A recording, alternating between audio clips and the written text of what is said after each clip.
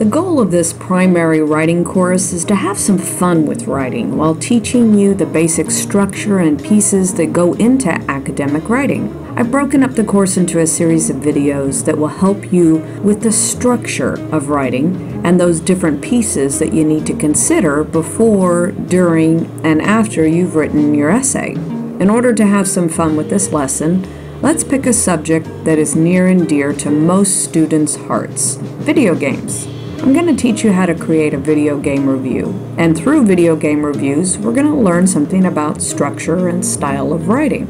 Remember, your job as a writer is to relay your ideas in such a way as the reader understands and continues to be interested in what you have to say. And as we discussed in an earlier video, the first step is knowing who your audience is. Who's going to read your writing? Is it just the teacher who's going to grade it? Knowing your audience allows you to pick the right words to best relay your message as a writer. And it's not just your word choice, but it's how you structure and lay out your paragraphs and sentences on paper.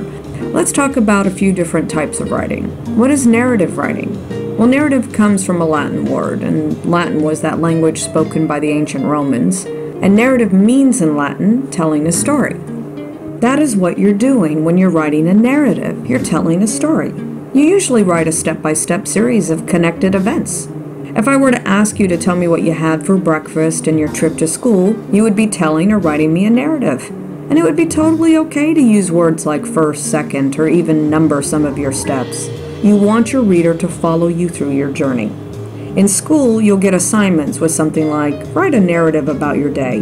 You need to know that is what the teacher, your audience, is asking you for, a step-by-step. What about opinion writing? Your opinion is your own viewpoint about something. It's how you think about it, not how someone else thinks about it. A viewpoint is what a person thinks when they're thinking or talking or writing about someone or something else. So when you're writing an opinion piece or a sentence or a paragraph, you're telling people how you feel, how you think. So what is informational writing? Well, information is facts and details given or learned about someone or something. And the key word here is facts, or actual occurrences, things that happen, or your observations, meaning things that you saw. The word review means to examine something and evaluate it against some sort of list that you created. You know, a list like your likes or dislikes, or rules, or pros and cons. Let's think about the last video game you played. Think about what you liked or disliked. What was difficult? Were there any problems playing it? That is reviewing something. So what type of writing is a video game review? Is it informational? Is it a narrative? Is it opinion writing? Could it have a piece of each one of these within the review? Video game reviews that are published in magazines and online, they tend to be informational with opinion thrown in. I've seen a few that are narrative, like a step-by-step. You need to choose what style you want to write for your first video game review. And it's okay to throw in a bit of all three for this exercise, but you gotta know the difference and try to keep it a little separate. So how do you write a video game review? Step 1, you play the game, and be sure it's age appropriate and ensure your parents are okay with it. So when you're done, you take notes of what you liked and what you didn't like. Try to go over every feature of the game so that you get the highest quality review.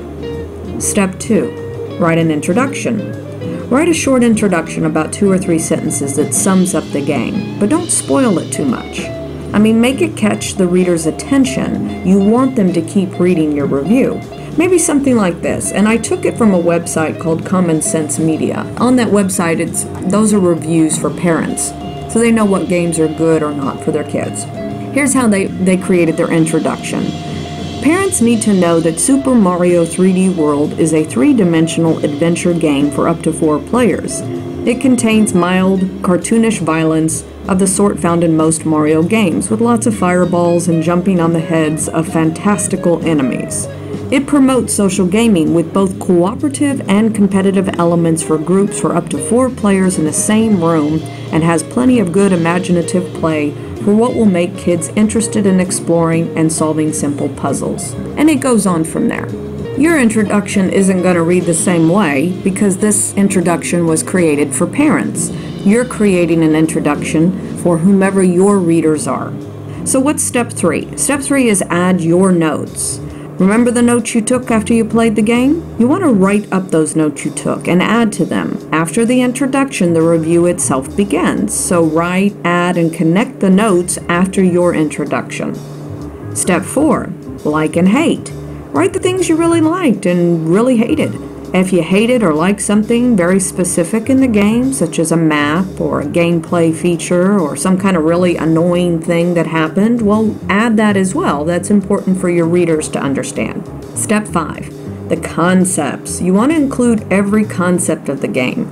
And the concepts are aspects of it or pieces of it, like the graphics or the music or cinematography elements, like the angles of the shots and the lighting, things like that, the makeup and costumes. That's all part of the cinematics.